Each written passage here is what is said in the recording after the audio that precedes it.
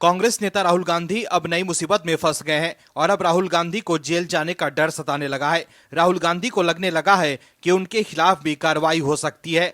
राहुल गांधी इन दिनों जाति विवाद को लेकर घिरे हुए हैं। राहुल गांधी दूसरों से जाति पूछकर उन्हें घेरते हैं।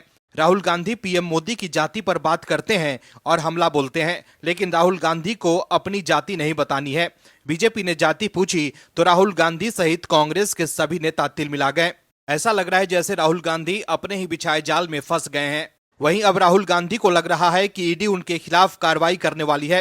राहुल गांधी ने एक्स पर पोस्ट कर कहा है कि मैंने जो संसद में भाषण दिया था उसके कारण 2-in-1 को मेरा चक्रव्यूह वाला भाषण अच्छा नहीं लगा और ईडी के अंदरूनी सूत्र ने मुझे बताया है कि इसी कारण रेड की प्लानिंग की जा रही है। बता दें कि नेशनल हेराल्ड मामले में राहुल गांधी और सोनिया गांधी के खिलाफ केस दर्ज है। ऐसे में राहुल गांधी को भी अब कार्रवाई की चिंता सताने लगी है। राहुल गांधी के लिए कोर्ट से भी बुरी खबर आ रही है। कोर्ट में भी उनके खिलाफ कार्रवाई की तैयारी है। इस खबर में आगे आपको बताएंगे सब कुछ डिटेल में। वहीं इस खबर में आगे आपको ये भी बताएंगे कि कैसे कांग्रेसी वकील अभिषेक मनु सिंह भी सुप्रीम कोर्ट में कुछ नहीं कर पा रहे हैं और मामले पर सुनवाई के दौरान सुप्रीम कोर्ट के जज भी हैरान रह गए और सिंघवी की दाल नहीं गली। तो बने रहिए वीडियो में अंत तक और देखिए हमारी ये खास रिपोर्ट। राहुल गांधी अपने बयानों की वजह से घिरे हुए हैं। लोकसभा चुनाव के दौरान से ही राहुल गांधी पर कई आरोप लग रहे हैं कि वो ऐसे बयान दे रहे हैं जिससे वो खुद ही गिर जा रहे हैं। ऐसे में अब देश की अलग अलग अदालतों से राहुल गांधी के लिए बुरी खबर आ रही है। हाल ही में गृह मंत्री अमित शाह पर टिप्पणी करने के मामले में राहुल गांधी यूपी की एक अदालत में पेश हुए थे और अब एक और अदालत में राहुल गांधी के खिलाफ शिकायत पहुंच गई है, जिसके बाद राहुल गांधी की मुश्किलें बढ़ सकती है। दरअसल कांग्रेस नेता राहुल गांधी इन दिनों विवादों में घिरे हुए हैं। जाति को लेकर राहुल गांधी घिरे हुए हैं। राहुल गांधी देश के लोगों का जाति तो जानना चाहते हैं, लेकिन वो खुद की जाति बताना नहीं चाहते हैं। बीजेपी नेता अनुराग ठाकुर के बयान पर कांग्रेस के नेताओं ने काफी नाराजगी जाहिर की है। वहीं अब एक नए मामले में राहुल गांधी की आफत बढ़ सकती है। कर्नाटक हाईकोर्ट में एक याचिका दायर की गई है, जिसमें लोकसभा में विपक्ष के नेता राहुल गांधी के खिलाफ कार्रवाई करने के निर्देश देने की मांग की गई है।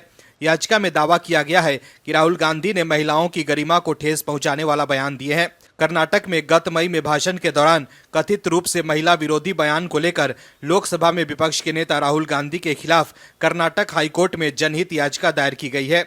ऑल इंडिया दलित एक्शन कमेटी के राष्ट्रीय अध्यक्ष चीना रामू और राष्ट्रीय महिला इकाई की अध्यक्ष सुशीला देवराज ने ये याचिका दायर की है, जिस पर अभी सुनवाई होनी है। इस याचिका में राहुल गांधी राष्ट्रीय और राज्य महिला आयोग, राज्य गृह विभाग और राज्य के पुलिस महानिदेशक यानी डीजीपी को प्रतिवादी बनाया गया है। ये विवाद कर्नाटक में राहुल गांधी के उस सार्वजनिक भाषण से उपजा है जिसमें उन्होंने कथित तौर पर जेडीएस के पूर्व सांसद प्रज्वल रेवन्ना पर सामूहिक बलात्कार करने और घटनाओं को रिकॉर्ड करने का आरोप लगाया था। याचिका में कांग्रेस नेता राहुल गांधी के बयानों की ओर इशारा करते हुए कहा गया है कि बिना सबूत ऐसे गंभीर आरोपों के गंभीर परिणाम हो सकते हैं। रामू ने यह भी कहा है कि राहुल गांधी के आरोपों के पक्ष में कोई सबूत नहीं है। उन्होंने जोर दिया कि कथित रूप से प्रभावित महिलाओं की ओर से कोई शिकायत दर्ज नहीं कराई गई है। उन्होंने अपनी याचिका में न केवल राहुल गांधी के खिलाफ कानूनी कार्रवाई बल्कि अपनी टिप्पणी के लिए माफी की भी मांग की है। वहीं राहुल गांधी को छोड़कर दूसरे प्रतिवादियों को कर्तव्य की उपेक्षा के संबंध में अलग से श्वेत पत्र दाखिल करने का आदेश दिया जाना चाहिए। याचिकाकर्ताओं ने अनुरोध किया है कि महिलाओं की गरिमा को ठेस पहुंचाने वाले राहुल गांधी और अन्य प्रतिवादियों को सार्वजनिक पद का दुरुपयोग, जनता के विश्वास को नुकसान पहुंचाने और संवैधानिक प्रावधानों के उल्लंघन के लिए भारतीय दंड संहिता के तहत प्रतीकात्मक दंड दिया जाना चाहिए। याचिका में कहा गया है कि हाल ही में संपन्न हुए लोकसभा चुनाव के दौरान 2 मई 2024 को कर्नाटक के शिमोगा में प्रचार के दौरान कांग्रेस नेता राहुल गांधी ने कहा था कि जेडीएस उम्मीदवार रेवन्ना ने 400 महिलाओं के साथ बलात्कार किया और इस घटना का वीडियो बनाया। ऐसे उम्मीदवार के पक्ष में वोट मांगने वाले प्रधानमंत्री नरेंद्र मोदी को जनता से माफी मांगनी चाहिए। इस बयान से राहुल गांधी ने महिलाओं की गरिमा को ठेस पहुंचाया है। उन्होंने फर्जी खबरें फैलाकर वोट हासिल करने के लिए इस मामले का इस्तेमाल किया। याचिका में इस बात पर आपत्ति जताई गई है कि अधिकारियों ने उनके खिलाफ कोई कार्रवाई नहीं की है। तो देखा आपने कैसे अब एक नए मामले में राहुल गांधी के खिलाफ कर्नाटक हाईकोर्ट में याचिका डाली गई है। अब देखना होगा कि कोर्ट का क्या फैसला होता है और राहुल गांधी की ओर से क्या कहा जाता है। इसके साथ ही गृह मंत्री अमित शाह के खिलाफ टिप्पणी के मामले में राहुल गांधी कोर्ट के चक्कर लगा रहे हैं। वहीं पीएम मोदी पर आरोप लगाने की वजह से राहुल गांधी सुप्रीम कोर्ट में माफी भी मांग चुके हैं। लोकसभा चुनाव में इस बार बीजेपी बहुमत से चूक गई थी, जिसके बाद विपक्ष और खासकर राहुल गांधी दावा कर रहे थे कि बीजेपी की केंद्र सरकार ज्यादा दिनों तक नहीं चल पाएगी और कार्यकाल पूरा होने से पहले ही यह सरकार दम तोड़ देगी। लेकिन अब विपक्ष के सांसद बीजेपी में शामिल होने लगे हैं और अब बीजेपी ने सदन में बहुमत के करीब पहुंचने का प्लान बना लिया है, जिसकी शुरुआत हो गई है। दर्शकों, बीजेपी ने एक ऐसा खेल खेलना शुरू कर दिया है कि विपक्ष ने उसके बारे में कभी सोचा भी नहीं होगा। विपक्ष सोच रहा था कि चलो भाई, बीजेपी को बहुमत के आंकड़े से नीचे ले आए तो अब हम इन्हें परेशान कर सकते हैं बिल पास कराने में। अब इनको काफी मशक्कत करनी होगी, लेकिन बीजेपी ने राजनीतिक खेल करना शुरू कर दिया है। बीजेपी ने राज्यसभा में ऐसा खेल कर दिया है कि विपक्ष के नेता हाथ मलते रहे और सबसे बड़ा झटका तो उस पार्टी को लगा है जो विपक्ष से नया नया रिश्ता बना रही थी, जो हाल ही में विपक्ष के साथ गाना गा रही थी, मिले सुर हमारा तुम्हारा। लेकिन बीजेपी के एक राजनीतिक स्ट्रोक ने विपक्ष का सारा सुर और ताल बिगाड़ कर रख दिया है। दरअसल विपक्षी सांसद अब बीजेपी का दामन थामने लगे हैं। बीजेपी की एक चाल से उड़ीसा के बीजेडी में हड़कंप मच गया है, क्योंकि बीजेडी के राज्यसभा सांसद अब इस्तीफा देने लग गए हैं। बीजेडी ने विपक्ष के साथ रिश्ते बढ़ाने शुरू कर दिए तो दूसरी तरफ बीजेडी के सांसद इस्तीफा देने लग गए हैं। दरअसल हाल ही में संपन्न हुए उड़ीसा विधानसभा चुनाव में बीजेपी ने राज्य में बीजेडी के किले में सेंध लगा दी। इसके बाद से ही बीजेपी यहां राजनीतिक समीकरण जुटाने में लग गई है। दरअसल ममता मोहंता ने राज्यसभा की सदस्यता से इस्तीफा दे दिया था। वहीं राज्यसभा के सभापति जगदीप धनखड़ ने उनके इस्तीफे को मंजूरी दी थी, जिसके बाद बीजू जनता दल की पूर्व सांसद ममता मोहंता अब बीजेपी में शामिल हो गई हैं। ममता मोहंता साल 2020 में राज्यसभा सांसद बनी थी और उनका कार्यकाल 2026 में खत्म होना था। वहीं ममता मोहंता के इस्तीफे से खाली होने वाली सीट पर अब चुनाव होंगे तो विधानसभा में सदस्यों की संख्या के गणित से यह सीट बीजेपी के पक्ष में जाएगी। उड़ीसा में राज्यसभा की 10 सीटें हैं। यहां बीजेपी सत्ता में काबिज है, लेकिन उसके खाते में राज्यसभा के सिर्फ एक सांसद हैं। राज्यसभा के गणित को समझे तो मौजूदा समय में उच्च सदन में कुल सदस्यों की संख्या 245 है, लेकिन वर्तमान में 225 सांसद ही हैं। बीजेपी के पास राज्यसभा में 87 सांसद हैं। एनडीए सहयोगियों को मिला दे तो ये आंकड़ा 102 पहुंचता है, जो कि बहुमत के आंकड़े 113 से कम है।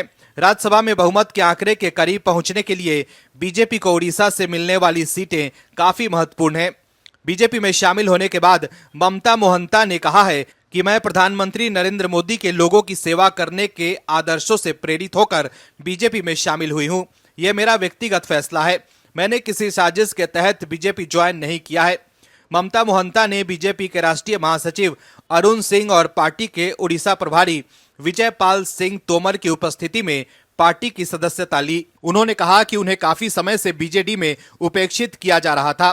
कहा जा रहा है कि आने वाले समय में बीजेडी के और भी राज्यसभा सांसद इस्तीफा देकर बीजेपी में शामिल हो सकते हैं। बीजेडी सांसद के इस्तीफा देने के बाद चुनाव होने पर जीत बीजेपी की होगी। उड़ीसा में हार के बाद बीजेडी बीजेपी के खिलाफ नजर आ रही थी और विपक्ष के नेता बीजेडी को अपने पाले में लाने की कोशिश कर रहे थे, जिससे वो राज्यसभा में भगवा दल को घेर सके। लेकिन अब बीजेडी के सांसद बीजेपी में शामिल होने लगे हैं। ऐसे में सवाल है कि क्या लोकसभा के सांसद भी बीजेपी का दामन थामेंगे और क्या अब लोकसभा में भी बीजेपी 240 से आगे बढ़ने की कोशिश करेगी? ये बड़ा सवाल है। लेकिन फिलहाल खेला शुरू हो गया है, जिससे विपक्ष की नींद गायब जरूर हो गई होगी। कांग्रेस प्रवक्ता सुप्रिया श्रीनेत चली थी राहुल गांधी की ओर से बैटिंग करने, लेकिन राहुल गांधी ही एक्सपोज हो गए हैं। दोस्तों, कांग्रेस के नेता राहुल गांधी जो भाषण देते हैं, नेता विपक्ष से ज्यादा उसे सुनकर ऐसा लगता है कि उस भाषण के माध्यम से देश के भीतर भ्रम और सिर्फ कलह क्रदन मचाना चाहते हैं। राहुल गांधी का भाषण अगर आप सुनेंगे तो आपको लगेगा कि उनका भाषण तथ्यों और तर्कों से कोसों दूर खड़ा है।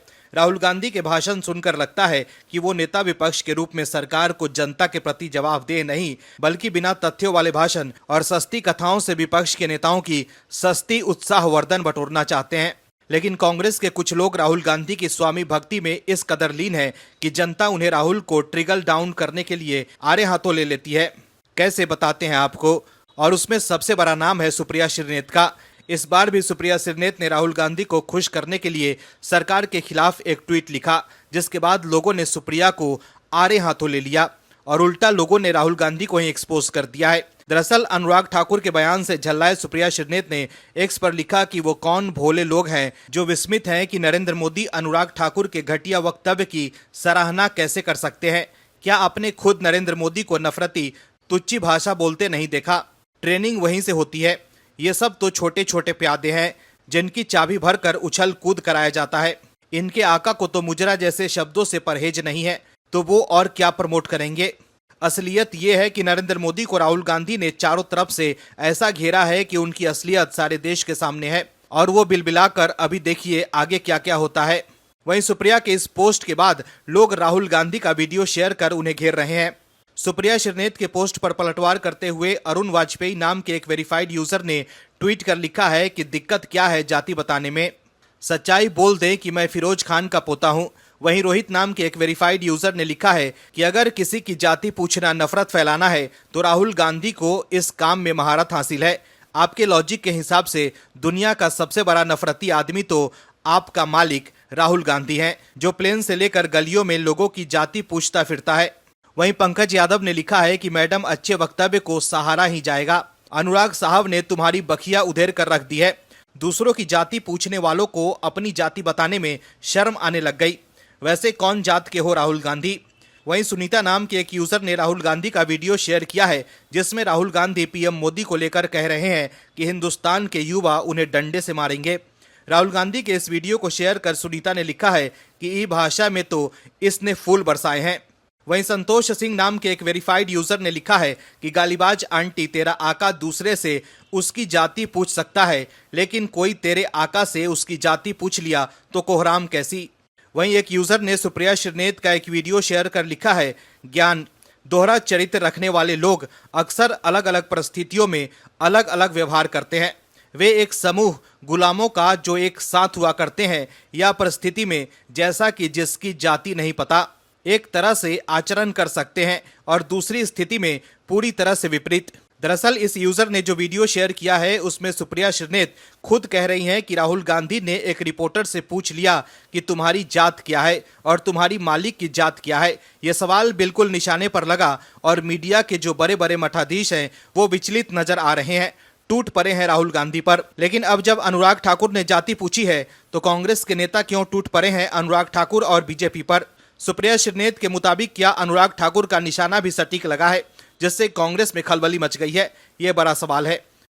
आम आदमी पार्टी के लिए कुछ भी अच्छा नहीं हो रहा है। पार्टी के मुखिया अरविंद केजरीवाल जेल से बाहर नहीं आ पा रहे हैं। ईडी के बाद अब सीबीआई ने शिकंजा कस दिया है, जिसके बाद अरविंद केजरीवाल की आफत बढ़ती जा रही है और अरविंद केजरीवाल के महंगे वकील अभिषेक मनु सिंघवी भी कुछ नहीं कर पा रहे हैं। वहीं अरविंद केजरीवाल के चक्कर में सिंघवी का कैरियर भी दांव पर लग गया है और अब सिंघवी के होते हुए भी सुप्रीम कोर्ट में जो हुआ है उसके बाद अरविंद केजरीवाल की पार्टी के लिए बोलना मुश्किल हो गया है।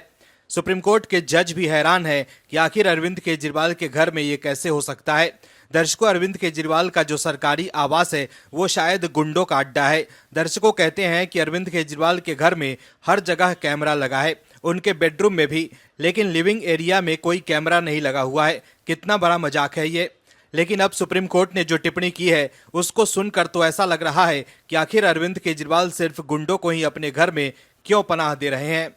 केजरीवाल जो कर रहे हैं उससे तो अब सुप्रीम कोर्ट के जज भी हैरान है। दरअसल अरविंद केजरीवाल के चहेते वकील अभिषेक मनु सिंघवी के होते हुए भी सुप्रीम कोर्ट में अरविंद केजरीवाल एक्सपोज हो गए हैं और जज साहब ने अच्छे से क्लास लगा दी है। स्वाति मालीवाल संग मारपीट मामले में सीएम अरविंद केजरीवाल के पूर्व सचिव विभव कुमार को लेकर सुप्रीम कोर्ट ने सख्त टिप्पणी की है। सुप्रीम कोर्ट ने कहा है कि उनको शर्म नहीं आई, वो एक महिला है। हम कॉन्ट्रैक्ट किलर हत्यारों को भी जमानत देते हैं, लेकिन इस मामले में किस तरह से नैतिकता को ताक पर रख दिया गया। दरअसल स्वाति मालीवाल से मारपीट के मामले में आरोपी विभव कुमार की जमानत याचिका पर सुप्रीम कोर्ट में सुनवाई हुई।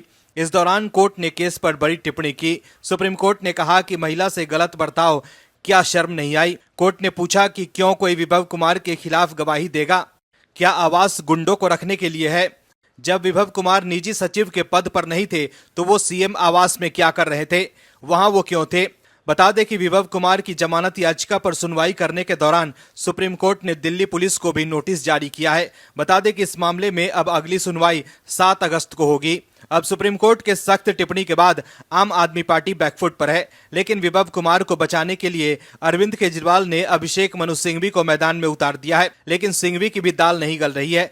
सुनवाई के दौरान विभव कुमार की तरफ से वकील अभिषेक मनु सिंघवी ने पैरवी करते हुए कहा कि एफआईआर 3 दिन बाद दर्ज कराई गई। स्वाति मालीवाल थाने गई, लेकिन बिना एफआईआर दर्ज कराए ही लौट आई। सिंघवी ने आगे कहा कि पहले दिन वो पुलिस के पास गई, लेकिन कोई शिकायत नहीं की, लेकिन फिर कई दिन बाद उन्होंने शिकायत दर्ज कराई।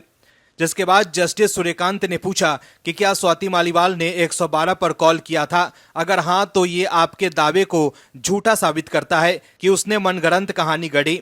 वहीं सिंघवी ने माना कि स्वाति मालीवाल सीएम आवास गई थी। वहीं जस्टिस सूर्यकांत ने पूछा कि क्या सीएम का सरकारी घर निजी आवास है? क्या इसके लिए इस तरह के नियम की जरूरत है? हम हैरान हैं। ये मामूली या बड़ी चोटों के बारे में नहीं है। हाई कोर्ट ने हर बात को सही तरीके से सुना है। इस दौरान सुप्रीम कोर्ट ने टिप्पणी की कि क्या सीएम का आवास गुंडों को रखने के लिए है? कोर्ट ने कहा कि स्वाति मालीवाल की ओर से सेहत के संबंध में बताए जाने के बावजूद विभव कुमार ने उनके साथ मारपीट की। तो देखा आपने कैसे सुप्रीम कोर्ट के इस बयान से आम आदमी पार्टी और अरविंद केजरीवाल घिर गए हैं। Bureau report, OMH news. और भी वीडियोस देखने के लिए चैनल को सब्सक्राइब करें और बेल आइकन को दबाएं।